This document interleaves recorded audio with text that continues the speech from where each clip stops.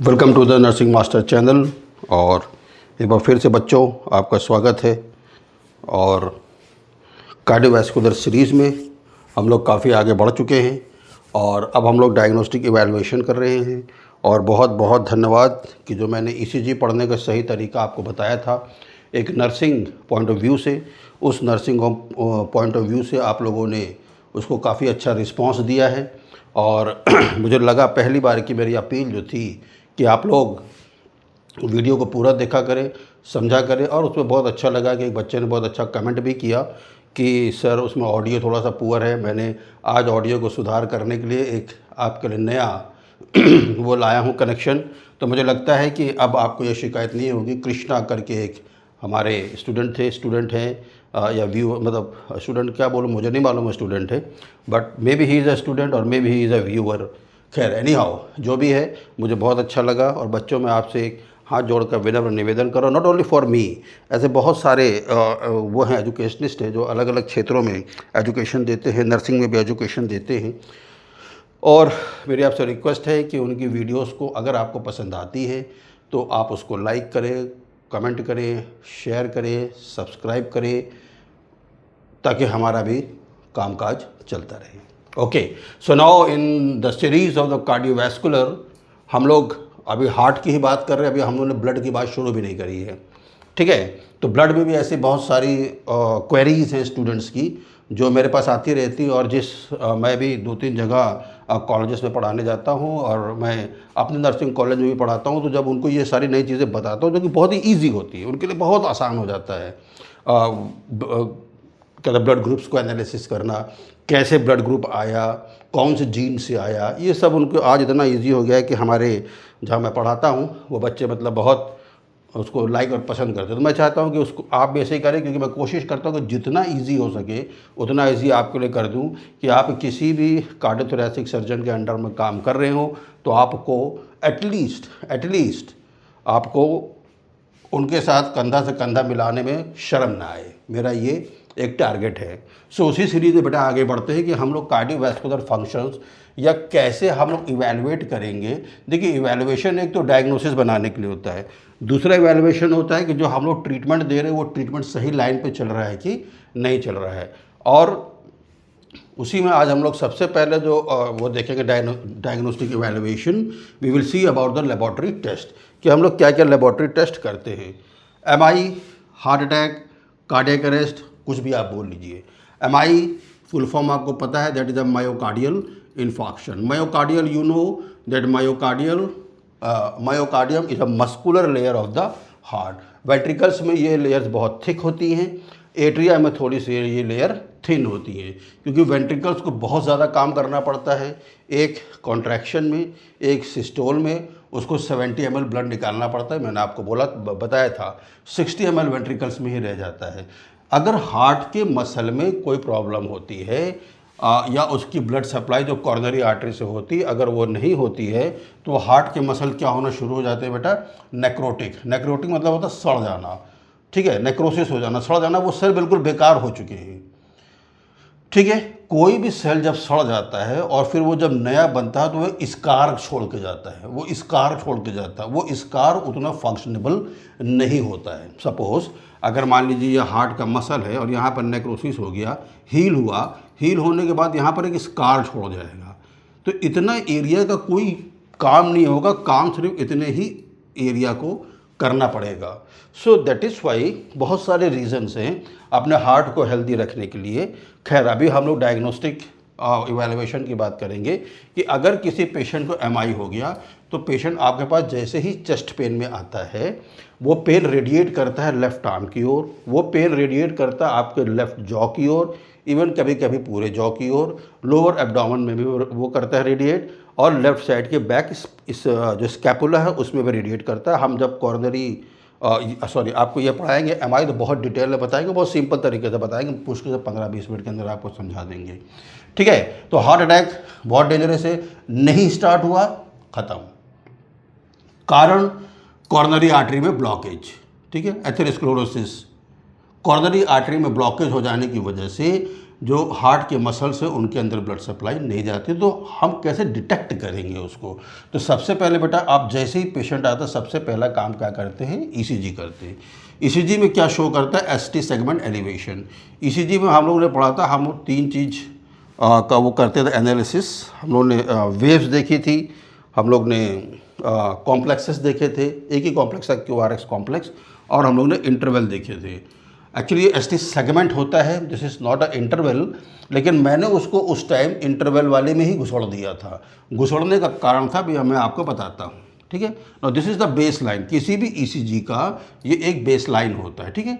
And this is the P wave, you better know this, अब तो मेरे ख्याल से सब बच्चे सीख गए हैं, ठीक है। P wave indicates the firing of the SA node, ठीक है।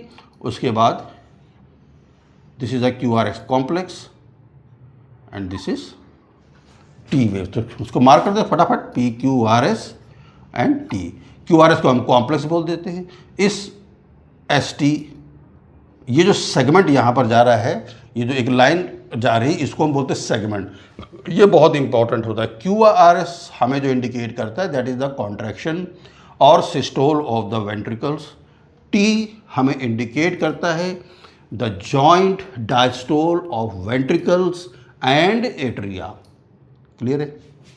नाउ नेक्स्ट ग्राफ इधर आ जाएगा, अगेन पी वेव, ठीक है, again QRS complex and again T wave. हम इतने की ही बात करेंगे। हम ST segment elevation, this is a normal, ये एक नॉर्मल है, ठीक है। मेरे पास अगर कोई पेशेंट ऐसा आता है, अगर उसका ईसीजी रहता है तो मैं उसको आपको डाउनलोड करके 1 मिनट में शॉर्ट्स में दिखा दूंगा। नाउ अब ये बेटा ऐसे आना चाहिए। अब ये चला कैसे जाता है, नाउ सी, ठीक है। अब ये जो टी वेव यहाँ पर था, ये ऐसे करके, ये ऐसे करके एलिवेट हो जाता है, ठीक है। टी यहाँ पहुँच गया, जबकि टी को यहाँ होना चाहिए था, मगर टी कहाँ पहुँच गया, यहाँ पहुँच गया, यानी टी सेगमेंट क्या हो गया, एलिवेट हो गया। ST segment elevation, this is the marker, cardiac bio marker. मतलब ये होता है कि ये 100% डायग्नोज कर देगा कि patient is suffering for MI और going to further suffer from MI if the patient came to the hospital with the not very severe chest pain. मगर उसको चेस्ट पेन था, छोटा भी था, तो हम अगर ये टेस्ट कर लेंगे तो मालूम चल जाएगा। हो सकता है इसी चीज़ से इमीडिएट ना पता चले, अगर छोटा सा वो हुआ क्या हार्ट अटैक हुआ है तो, या MI हुआ है तो, लेकिन इस टेस्ट से तो पता ही चल जाएगा। Any how, so necrotic sales क्या रिलीज करते हैं, creatine kinase iso enzymes. Creatine you know this is a muscle protein, और इस मसल प्रोटीन को यूटिलाइज करने के लिए भाई एंजाइम तो चाहिए। तो ये एंजाइम क्या होता है, रिलीज होने लगता है। कब, जब कॉर्नरी आर्टरी ब्लॉकेज हो जाती है और जो मायोकार्डियम होता है वहाँ तक जब ब्लड नहीं पहुँचता है तो सड़ने लगते हैं, क्योंकि उसको ऑक्सीजन नहीं मिल रहा है, न्यूट्रिशन नहीं मिल रहा है। तो उस कंडीशन में नेक्रोटिक सेल्स क्या रिलीज करने लगते हैं, एक एंजाइम, ठीक है। और इसका टेस्ट जो हम लोग करते हैं दैट इज कॉल्ड CKMB, ये टेस्ट का नाम होता है। ये पेशेंट को एलिवेटेड मिलता है, ठीक है। सेकेंड चीज, फिर कार्डियक बायोमार्कर एनालिसिस में प्रोटीन्स, जो प्रोटीन्स होती है troponin T, troponin I, troponin C भी होती है, एक है, लेकिन actually troponin C that is a calcium, बिना कैल्शियम से बाइंड करे कॉन्ट्रैक्शन नहीं होता, तो उसकी बात हम नहीं करेंगे, क्योंकि इंपॉर्टेंट ट्रोपाई और ट्रोप टी, इसको आप शॉर्ट फॉर्म में ट्रोपाई या ट्रोप टी भी बोलते हैं, ठीक है। तो इंपॉर्टेंटली क्या है, ट्रोपोनिन I, हालांकि troponin T, troponin I and troponin C is also there, but C indicates the point where the calcium binds. Calcium bind करता है तभी मसल क्या करता है, कॉन्ट्रैक्ट होता है। ओके, सो ट्रॉप टी, ट्रॉप आई। ट्रॉप आई का बेटा जो नॉर्मल वैल्यू है in female that is 30 to 145 unit per litre, and in male this is 55 to 170 unit per litre. So this is the exact. अगर किसी को छोटा सा हार्ट अटैक हुआ है तो हो सकता है कि ईसीजी में एसटी एलिवेशन इतना भयंकर ना आए, मगर ये तो आएगा ही आएगा। हो सकता है ये ना आए, मगर ये तो आएगा ही आएगा। इसलिए अगर तीनों ही कुछ नहीं आया तो it means that is a simple chest pain. Okay, ना ए हो गया।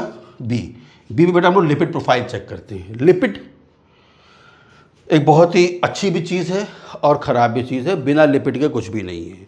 जब लिपिड है, lipid is a conjunction of glycerol and fatty acid, जिसको हम लोग ट्राइग्लिसराइड्स या मोनोग्लिसराइड्स या डाइग्लिसराइड्स ऐसे बोलते हैं। जब वही लिपिड्स किसी प्रोटीन के साथ अटैच हो जाती है तो उसे हम क्या बोलते हैं, लाइपोप्रोटीन। तो पहले हम लोग लाइपोप्रोटीन देखेंगे, इसी में हम लोग कोलेस्ट्रॉल देखेंगे और इसी में हम लोग क्या देखेंगे बेटा, ट्राइग्लिसराइड्स भी देखेंगे। ओके, सो लाइपोप्रोटीन 3 टाइप की होती है।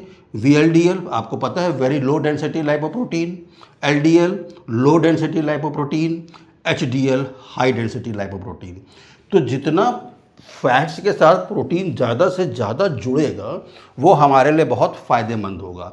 इट मीन्स जो HDL है इसको हम बोलते हैं गुड कोलेस्ट्रॉल। ये क्या है, गुड कोलेस्ट्रॉल है। अब तुम लोग मुझे कमेंट में डालोगे कि गुड कोलेस्ट्रॉल का फूड क्या क्या है, ताकि तुम्हारे कमेंट से पढ़कर मैं उसको एक शॉर्ट्स बनाऊंगा आम पब्लिक के लिए भी। This is your homework. Okay, so HDL is a good cholesterol, उसका रेंज है 35 to 70 मिलीग्राम पर डेकालीटर। ठीक है। LDL and VLDL is a bad cholesterol. ठीक, लेकिन LDL सबसे ज़्यादा इंपॉर्टेंट है, इसीलिए इसकी जो वैल्यू है दैट शुड वो 160 मिलीग्राम पर डेकालीटर से कम होना चाहिए। क्लियर है? चलो आगे बढ़ते हैं। ना कोलेस्ट्रॉल इसी बी में है। अब ना कोलेस्ट्रॉल की बात करते हैं। कोलेस्ट्रॉल तो आपको पता ही है,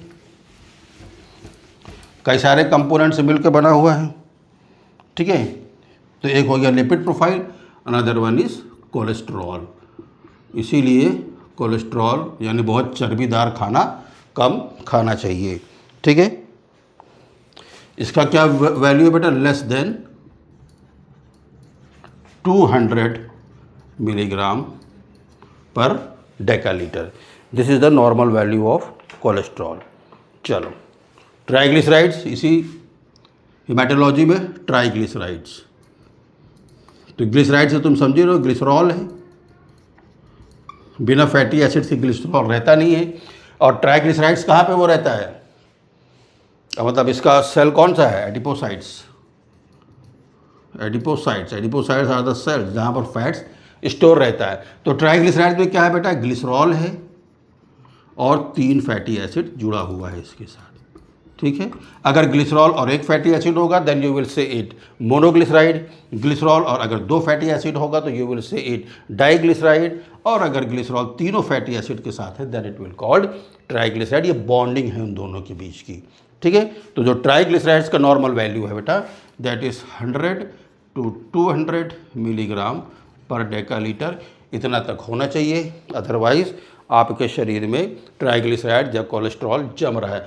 इस सब चीज़ का कारण क्या है, कारण ये आगे चल के करेगा क्या, अगर ये नॉर्मल वैल्यू ज़्यादा है तो एथेरोस्क्लेरोसिस।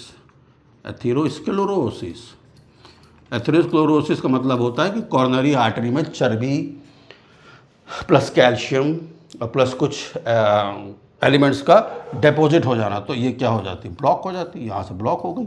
तो ये जो लूमन बड़ा सा था जहाँ से ब्लड धंधन निकल रहा था, अभी ब्लड धंधन नहीं निकला, ब्लड को इतने से ही निकलना पड़ रहा है। फिर और आप खाए जा रहे हो, जंक फूड खाए जा रहे हो, पूरा बंद। ऐसा नहीं करने का है। ओके, चलो नेक्स्ट इज बाप रे बाप, जल्दी। ओके,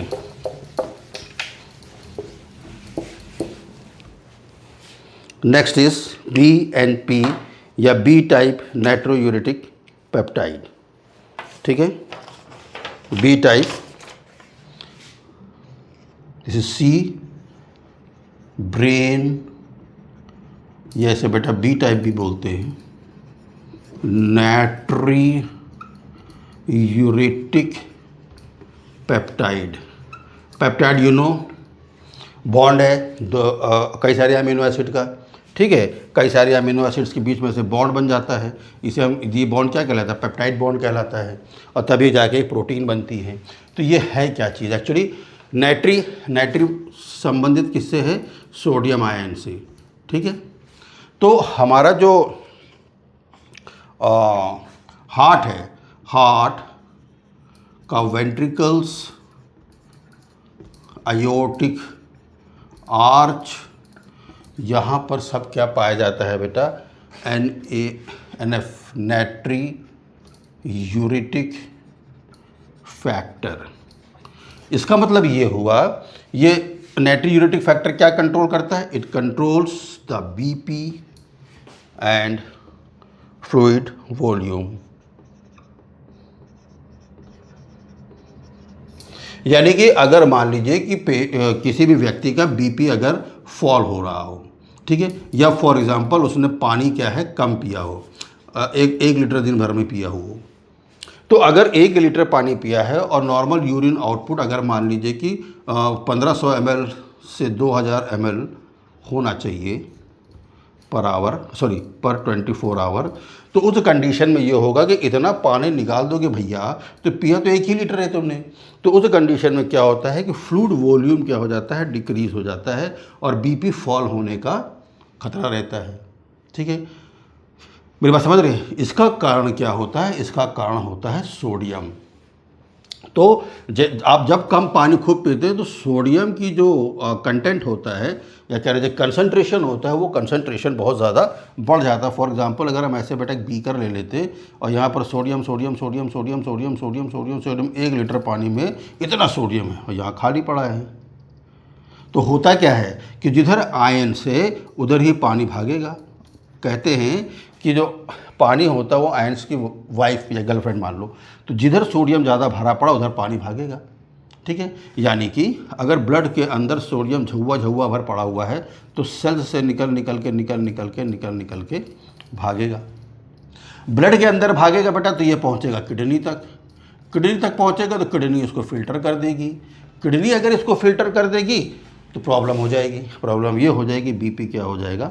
फॉल हो जाएगा। ऐसा ना हो करके हार्ट के वेंट्रिकल्स में और आयोटिक आर्च में हाई कंसंट्रेशन ऑफ सोडियम को मापने के लिए कुछ वहाँ पर पेप्टाइड्स लगे होते हैं और वो फट से उसको समझ जाते हैं। और समझने के बाद वो क्या करते हैं, किडनी को ये आदेश करते हैं ब्रेन के थ्रू।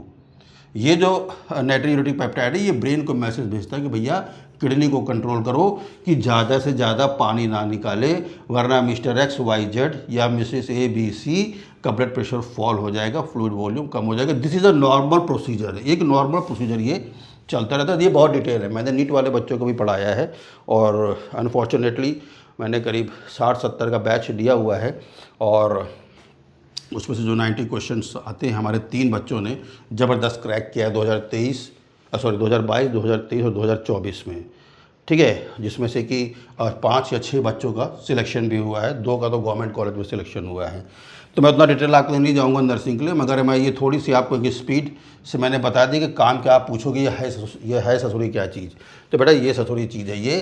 तो ये ब्रेन के पास जाएंगे, जब वो वहाँ पर उसको सेंस कर लेंगे कि सोडियम का कंसंट्रेशन ज़्यादा हो गया है, मिसेस ABC ने पानी कम पिया है, तो पानी हमको ज़्यादा किडनी से फिल्टर नहीं करना है, पानी को हमको रिटेन करना है। तो उस कंडीशन में किडनी क्या करेगी, पानी का जो ग्लोमेरुलस फिल्ट्रेशन रेट है उसे फॉल कर देगी, यूरिन आउटपुट फॉल हो जाएगा एंड फ्लूइड वॉल्यूम कहाँ चला गया, इंट्रावैस्कुलर वॉल्यूम मेंटेन रहेगा। This is clear. तो अब इसका क्या काम, इसका तुम काम समझ गए। ठीक है, इसकी बेटा जो नॉर्मल वैल्यू होती है that is less than 100 पाइकोग्राम PG, पाइकोग्राम 100 PG से पाइकोग्राम पर ml। इससे ज़्यादा रहा तो फिर इसका मतलब कि वो फंक्शन नहीं कर रहा, वो काम नहीं कर रहा। काम इसलिए नहीं कर रहा है क्योंकि हार्ट में कोई क्या बोलते हैं कॉरोनरी आर्टरी डिजीज़ है, या फिर मान लीजिए हार्ट का कोई डिजीज़ है, कंजस्टिव कार्डियक फेलियर, इसीलिए वो सेंस नहीं कर पा रहा है। क्लियर है? चलो आगे बढ़े, shall we move forward. CRP तुम लोग जानते हो, सी रिएक्टिव प्रोटीन है।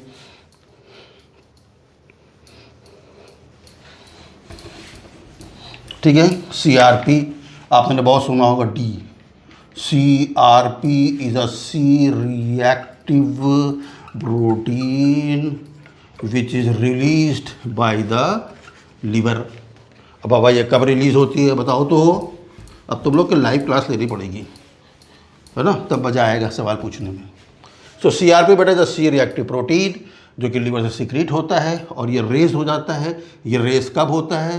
When there is a systemic infection. When there is a systemic infection यानी बॉडी के अंदर कोई सिस्टमिक इन्फेक्शन हो गया जिसे आप बोलते हैं सेप्टिसीमिया।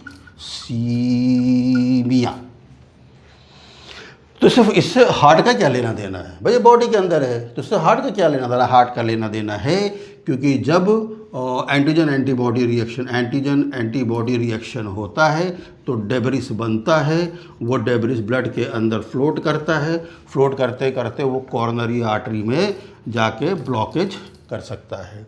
कॉर्नरी आर्टरी में ब्लॉकेज करेगा तो मायोकार्डियल जो मसल है उसको न्यूट्रिशन ब्लड नहीं मिलेगा तो वो क्या होगा, नेक्रोसिस, हार्ट अटैक।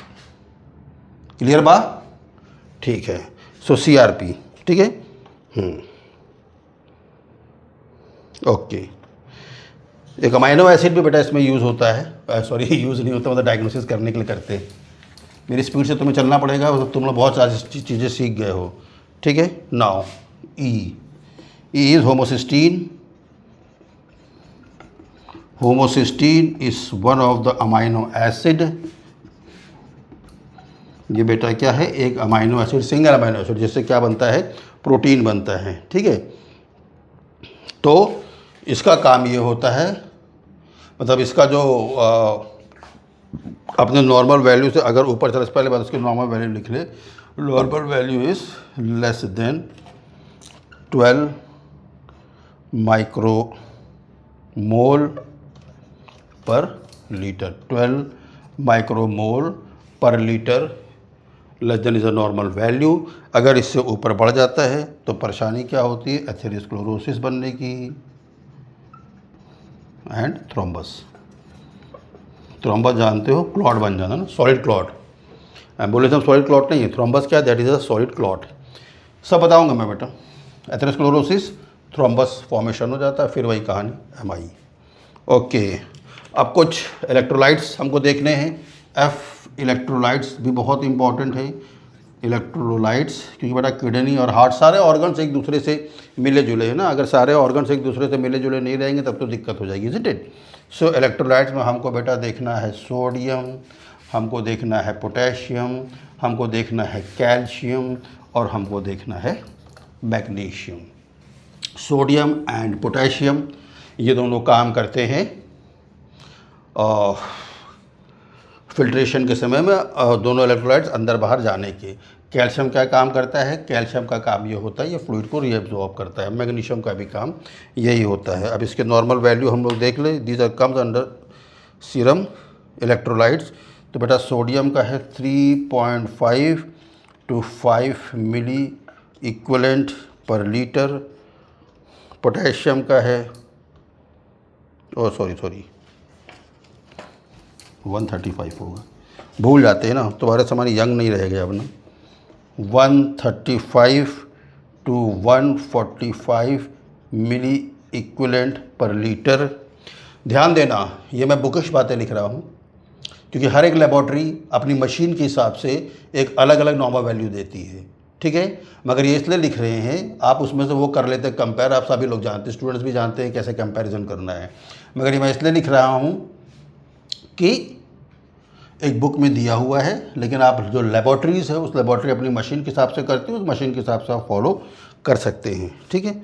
पोटेशियम का बेटा 3.5 to 5 मिली। राइटिंग मेरी बहुत गंदी, मुझे माफ़ करना, दिल इरादा साफ़ है, राइटिंग गंदी है। Okay, 3.5 to 5 milli equivalent per litre. Calcium is 8.6 to 10.2 milligram per decalitre. तो कैल्शियम को मिलीग्राम में नापेंगे, okay. Magnesium 1.3 to 2.3 milli equivalent per litre. Clear है? क्लियर बा? चलो, blood urea nitrogen. Next is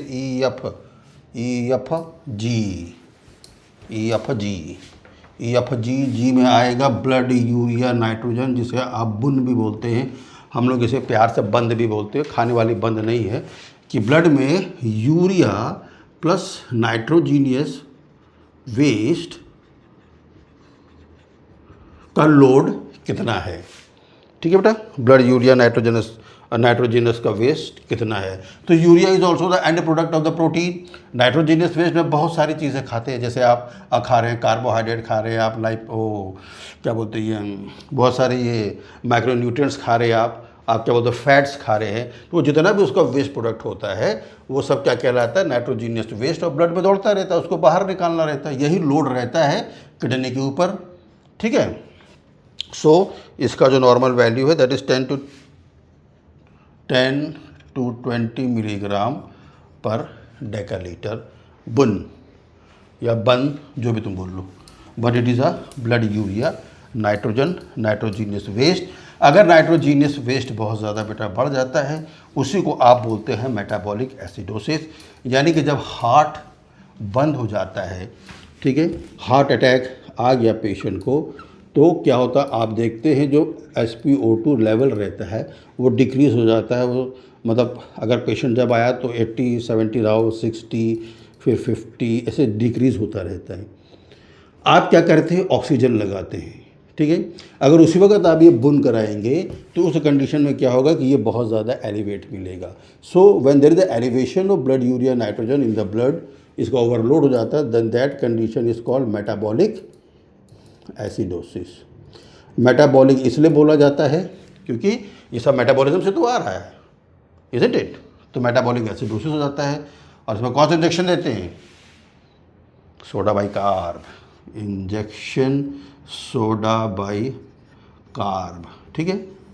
ये बेस है तो ये क्या कर देगा, मेटाबॉलिक एल्कोलोसिस। बात फिर वहीं फंस गई बेटा, अब पेशाब से कैसे बाहर निकलेगा, है ना, वो ट्रीटमेंट में देखेंगे। ओके, सो आगे बढ़े बेटा। नाउ फिर आपको क्या देखना है, creatinine. Creatinine is very important. Creatinine is also a waste product protein का। क्रिएटिनिन का जो normal value that is 0.7 to 1.4 milligram per decalitre, and this is a marker indication for any kidney disease, either that is a acute kidney disease, either that is a chronic kidney disease। Creatinine patient का elevate रहेगा, urine output patient का लो रहेगा, ठीक बा, ठीक बा। चलो अब हमें कुछ चीज़ और देखनी है लीवर से। हाँ, ओह सॉरी, आपने लिख लिया होगा मेरे ख्याल से, लिख देता हूँ। Creatinine 0.7 to 1.4 milligram per डेकालीटर। Okay, चलो फिर आप सिंपल से कुछ टेस्ट, सिंपल तो नहीं, खैर ये तो बहुत बड़ी बात होती है। पेशेंट का ब्लड शुगर कराना है, फास्टिंग ब्लड शुगर, ये सब चीज़ कराना, ठीक है। तो ब्लड शुगर में आप FBS करा सकते हैं, PPBS करा सकते हैं, और सबसे इम्पॉर्टेंट है HbA1c, यानी कि हीमोग्लोबिन के अंदर कितना शुगर है। इसको बोलते हैं ग्लाइकोसेटेड हीमोग्लोबिन, ग्लाइकोसेटेड हीमोग्लोबिन।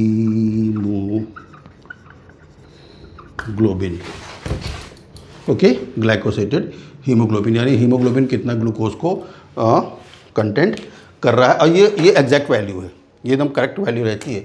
बट अब फास्टिंग किसी में दिया 70 से 100 मिलीग्राम पर डेकालीटर, तो अलग अलग मैंने आपको बताया है।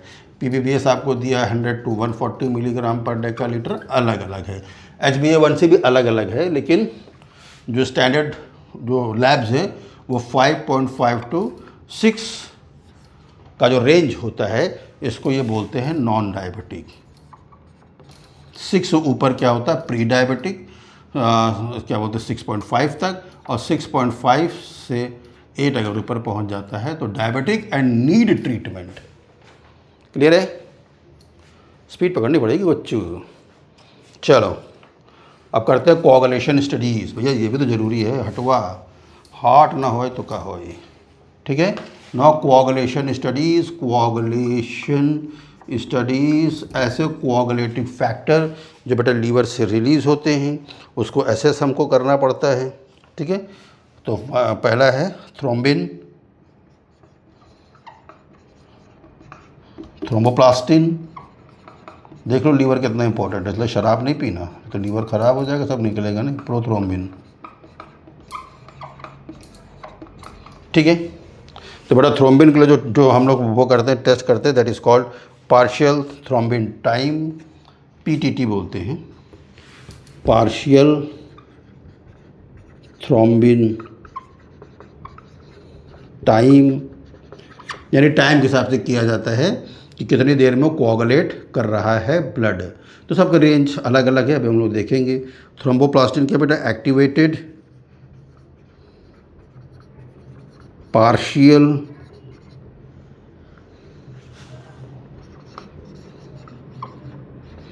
Thromboplastin time, okay. प्रोथ्रोम्बिन तो आप जान ही रहे हैं, इसको पीटी बोलते हैं, प्रोथ्रोम्बिन टाइम। तो ये पीटीटी है बेटा, इसको बोलते हैं एपीटीटी। इसके टेस्ट को क्या बोलते हैं, एपीटीटी, और प्रोथ्रोम्बिन टाइम को बोलते हैं पीटी या प्रोथ्रोम्बिन टाइम, ठीक है। थ्रोम्बिन टाइम जो है ये अगर ब्लड कोआगुलेट हो जाना चाहिए बिटवीन 60 to 70 सेकेंड्स, यानी ठीक है। अगर पिन से अगर इंजरी करते हैं तो जो ब्लड निकलता है वो इतनी देर में क्लॉट हो जाना चाहिए। एक्टिवेटेड पार्शियल थ्रोम्बोप्लास्टिन का टाइम है बेटा 20 से 39 सेकेंड, 20 से 40 सेकेंड। और प्रोथ्रोम्बिन तो बहुत इंपॉर्टेंट है सिरोसिस ऑफ लीवर के लिए, किडनी डिजीज़ के लिए, हार्ट के डिजीज़ के लिए पीटी को जो कराते हैं दैट इज़ वेरी इंपॉर्टेंट। और इसका है 9.5 to 12 सेकेंड्स, ठीक है। ये सब सीरम से निकलेगा, लीवर से निकलता है, ब्लड के अंदर मिक्स हो जाता है। ब्लड के अंदर दो कंपोनेंट है, सेल्स एंड सीरम। जब उसको आप क्लॉट करते हैं, हाँ, सेंट्रीफ्यूगल मशीन में जब घुमाने के बाद आप उसको क्लॉट करते हैं तो सेल्स नीचे बढ़ जाते हैं, सीरम ऊपर चला आ जाता है, प्लाज्मा, ठीक है। और जब उसी प्लाज्मा के अंदर से आप जितना भी क्लॉटिंग फैक्टर है जब उसको निकाल लेते हैं, now then that plasma will called serum. Getting the point? NEET का क्वेश्चन है ये ठीक है। ब्लड बता दूं कि टाइम वेस्ट होगा, चलो बता देते हैं। ब्लड के बेटा दो कंपोनेंट है, आपको पता है, cells plus plasma. Plasma is 55%, solid part cells are 45%, ठीक है। यानी आपने सेंट्रीफ्यूज किया तो यहाँ पर सब सॉलिड पार्ट जम गया, ये सब लिक्विड पार्ट बच गया।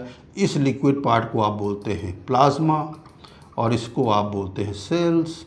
इसी प्लाज्मा के अंदर से क्लॉटिंग फैक्टर्स को बाहर कर लो, तुम नहीं करोगे, लैब वाले करेंगे, तब ये प्लाज्मा क्या कहलाएगा, सीरम। तो आप लोग क्या बोलते हैं, सीरम टेस्ट हो रहा है, ये वही सीरम है, यानी कि उसके अंदर से क्लॉटिंग फैक्टर हटा दिया गया है। Okay, sir we move forward. अब ये तो ऑलमोस्ट ख़त्म हो चुका है बेटा, सिंपल से आपको टेस्ट और करने हैं जो हम लोग रूटीन में कराते हैं, उस रूटीन को भी करा लो, काहे कोई शक शुबा रह जाए।